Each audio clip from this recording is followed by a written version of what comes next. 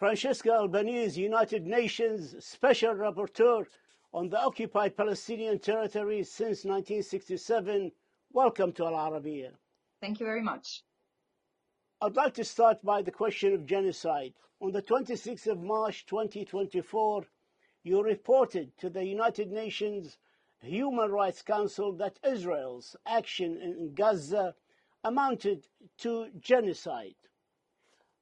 What do you say to those who argue that it takes months of competent judicial body or a court of law to declare a situation a genocide, as is the case now in front of the ICJ judges, where South Africa is accusing Israel that it's by its actions is committing genocide in Gaza?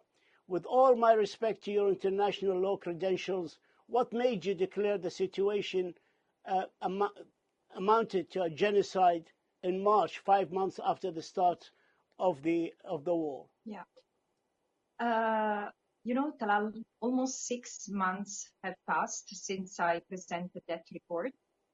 And I keep on feeling the same, keep on having the same sentiment I had when I presented the report. And I said, it is with the heaviest heart that I deliver my report to you today. This is what I told the members of the Human Rights Council, because concluding that Israel had committed acts of genocide was was the outcome of probably the most painful process I've ever had in my life, humanely and professionally speaking, because for 5 months I had to look at what again, I'm short of words other than the monstrosity that had been unleashed onto the people in the Gaza Strip, and also how it had formed, how it came out from the mouth and actions of many Israeli leaders, Israeli soldiers. And this has been very painful, but there is no doubt in my view, as I have investigated for 5 months what Israel has been doing, I had no doubt to conclude that Israel committed acts of genocide like killing, infliction of harm, and the creation of conditions of life that would lead to destruction of the group in whole or in part. And there is the intent that has been declared and acted upon.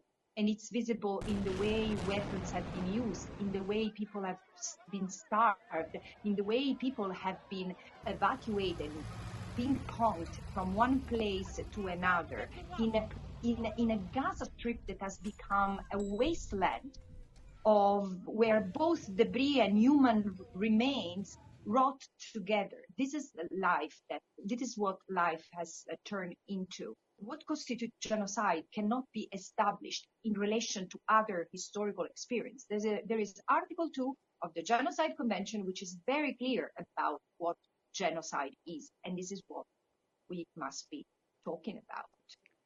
The International Criminal Court Chief Prosecutor, Karim Khan, also called on judges on Friday of last week to urgently rule on his request for arrest warrants for Israeli Prime Minister Netanyahu, his Defense Minister Yoav Gallant, and Hamas leader Yahya Sinwar. Your reaction to his call? 3 things. First of all, I appreciate very much this move from the office of the prosecutor himself, because this shows a resolve that is unprecedented in the situation of Palestine from this particular prosecutor. So it shows that times have changed. The second thing, it's very important to have had such a statement at the moment. The criminal court, first trial chamber, has opened up to review of the jurisdiction, which frankly is a matter that was resolved already in 2021.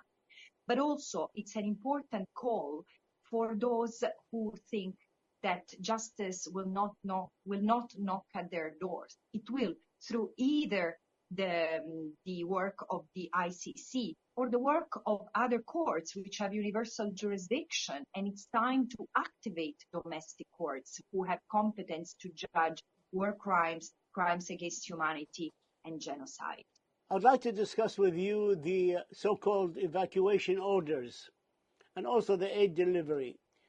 When the so-called evacuation orders are issued and civilians, women, children, and elderly must move within few hours, we note more and more of these orders are being issued nearly every day by Israeli authorities and continue to obstruct essential aid operations. And the so-called Israeli designated humanitarian zone that encompasses less than 11% of the area, the total area of Gaza.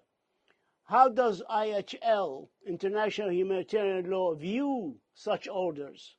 They are unlawful under international humanitarian law. But let me tell you, Talal, on the 14th of October,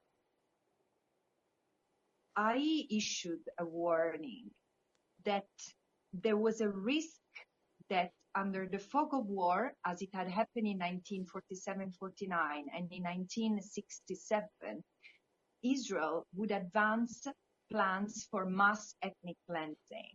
This had happened already twice, and let's say the months that had preceded October 7th gave the sense that this could happen. On the 14th of October, I said it, and it has proven a tragic prophecy, an accurate warning, because in fact, Israel over 10 months has forcibly displaced 2 million people. There was a large mass evacuation order in November or December, in November, and it ordered 1.1 million people to move north to south. Of course, it was unlawful because you need to take steps in order not to avoid chaos, to provide shelter, food, water, everything in order to keep the occupied population protected.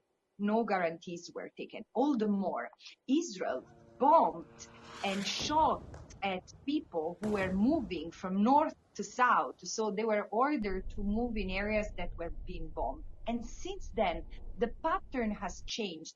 But still, through a plethora of evacuation orders, apparently complying with international law, Israel has ordered Palestinians to move north to south and then west to east. And now they are segregated into small pockets of land without the possibility to go back to the north, to go back to the south, or to move other than toward the sea. There is a level of cynicism that it's really striking in all this. And of course, not only it's unlawful, this evacuation order system, because it doesn't allow to ensure basic necessity, humanitarian aid and protection, but because it undermines this forcible move into safe zones has become a calvary toward death zones. This is the reality. And my assessment is not very different for what happens on the other front, humanitarian aid. Israel has declared as of early October, on the 8th of October, the total siege of Gaza, no food, no water, no medicine, no fuel. And it has been enforced. No electricity. And then the only aid that has come, while livelihood, greenhouses and farmland was being destroyed. The boats were being destroyed. And while this was happening, so bakeries were being bombed, so local livelihood opportunities were annihilated. Also, the aid was hampered because there was either no distribution allowed, or when distribution was allowed, in many occasions, there were either Israel firing at the convoy, Israel killing the gatherers, Israel killing even the clan members, and the police officers who were there to maintain law and order. And now Gaza is destroyed. 60% of the roads are not even usable. UNRWA doesn't have the capacity to distribute food. You see, this is creation, the conditions of life calculated to the destruction of a group. This is an act of genocide. I understand that all parties to the conflict have an obligation to always facilitate humanitarian access. Israel, as the occupying power, is obligated in accordance with international humanitarian law to ensure the humanitarian needs of the occupied Palestinians are met. The International Court of Justice, in its provisional measures on the 26th of January and the 24th of May, says so and asks Israel to facilitate the humanitarian aid to the civilian population. Israel seemed to think that they are not bound by the ICJ court orders, and unfortunately the ICJ lacks the tools to impose its ruling. While Israel enjoyed the political cover of the US veto at the Security Council. So, realistically speaking, in your expert opinion, for how long Palestinian civilian population can continue to bear this untold suffering? Yes. So there is something I agree and something I disagree with you. I do agree that Israel considers itself above the law. And it has reason to do so, because since its foundation, it has been granted blanket impunity. I wouldn't say immunity, is impunity on pretty much its advancement of colonies that has translated into annexation, its taking of natural resources, it's setting up a carceral system for the Palestinians, arbitrarily detaining and often killing children and adults alike. So the blockade in Gaza, the whole system, has failed in a way, in the sense that international law should be activated much earlier with a mechanism such as the ICC or the ICJ and other measures. And this is where I disagree with you. I don't think that it's accurate to say that the ICJ doesn't have the tools to enforce. We have the tools, and the tools is international law. International law should be taken like a domestic law applied, because this is the status it has. And then we know that it doesn't happen. And why doesn't it happen? Because of lack of political will among certain countries, which are primarily the US, and then whom else? Most European countries, Australia and New Zealand. Does it tell you something? This is the old world that set up the UN system. This is either colonies, states that emerged from settler colonial endeavors, or Europe, from which settler colonialism originated. We Westerners seem to have forgotten 500 years of colonialism, but the legacy is there. And I think it's evident in the way Israel continues to be protected politically, economically, not applying international law and then weakening international law. But at what price, at what cost, Halal? We are endangering the entire system that has protected at least us in the West forever, just condoning this violence. Gazans are now living amid terrible conditions, overflowing sewage, mountains of garbage, plastic tents with 40 degrees centigrade heat, without electricity, without sufficient food or medication, and under attack. Has the world and international community let the Palestinian innocent civilians down in a big way or not? Look, the Palestinians are living in an inferno. There is no other word that comes to me that doesn't lose its meaning. There are so many words that I stopped using because it doesn't convey what I see through the scenes that emerge from Gaza. And this is a little bit of the reality. But what I see, it's a wasteland made of, it's an open air cemetery, is an open air landfill. And it's also the apocalyptic day after scenario of a major conflagration. And while here, Israel is fighting against the resistance movement. So it's not even a confrontation between two armies. So of course, the situation in Gaza is desperate. And I would like the world to see and to believe what they see. Because when you see all the damage that has been done to the Palestinians physically, psychologically, materially, emotionally, everything that they had has gone, and it won't be easy to help them move forward. This can't be but genocide, and the intent is so ostentatious, but and comes from words of ministers, the prime minister, the president of the state, and government officials, and the judiciary, and the parliamentarians. I mean, there is a system that has supported this. So it is to be a game changer, and the Palestinians will be remembered to have sacrificed their life for the advancement of comprehension of what genocide is, what settler colonial genocide is. I'd like to speak about law and order in occupied territories. The local police became targets of the IDF under the explanation that they were considered to be part of Hamas. Yeah.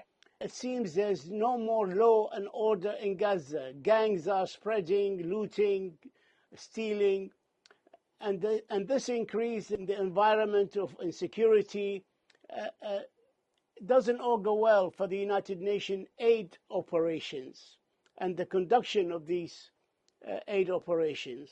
No, Your comments, please? Yes, I think that it doesn't go well for the United Nations as such, for any of us, because let's be honest, the system we have paved the way of is a system that should have prevented atrocities, right? Not even we are unable to prevent them. We are not able even to punish them when they are happening over and over and really leading to a whole destruction. Of course, Israel has targeted police officers and anyone it deemed associated with Hamas, teachers, healthcare personnel, nurses, doctors, civilian personnel, engineers, anyone that could be associated to Hamas, anyone who might have been on the payroll of the de facto authorities, meaning no connection whatsoever with the Qassam Brigade. But even to kill combatants in international law, you need to have certain precautions in place, and military necessity and principle of distinctions and proportionality. Here, all these principles have been flattened. But in my report of March, I analyzed this.